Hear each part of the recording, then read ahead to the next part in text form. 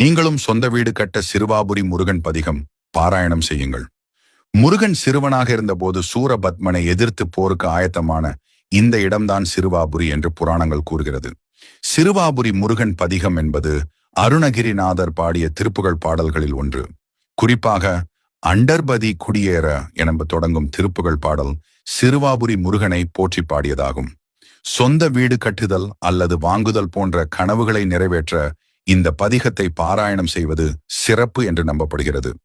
அண்டர்பதி குடியேற மண்டசுரர் உருமாற அண்டர் மன மகிழ்மீற வருளாலே அந்த ரியோடுடனாடு சங்கரனு மகிழ் கூற ஐங்கரனு முமையாளு மகிழ்வாக மண்டலமு முனிவோரு மெண்டிசையில் உளபேரு மஞ்சினனு மயனாறு மெதிர்கான மங்கையுட நரிதானு மின்பமுற மகிழ் கூற மைந்து மயில் உடனாடி வரவேணும் புண்டரிக விழியாள அண்டர் மகள் மணவாளா புந்தி நிறை அறிவாள உயர்தோளா பொங்குகட லுடனாகம் விண்டுவரை இகழ்ச்சாடு பொன்பரவு கதிர்வீசு வடிவேளா தண்டரள மணிமார்ப செம்புணழில் செரிரூப தண்டமிழின் மிகுநேய முருகேசா சந்ததமோ மடியார்கள் சிந்தையது குடியான தன் சிறுவை தனில் மேவு பெருமாளே.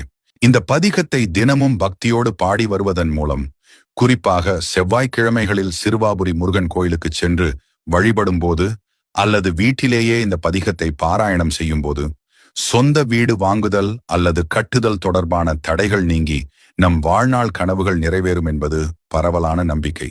இது மட்டுமின்றி இப்பதிகம் நல்வாழ்வு, செல்வம், குடும்ப அமைதி ஆகியவற்றை அருளும் என்றும் நம்பப்படுகிறது.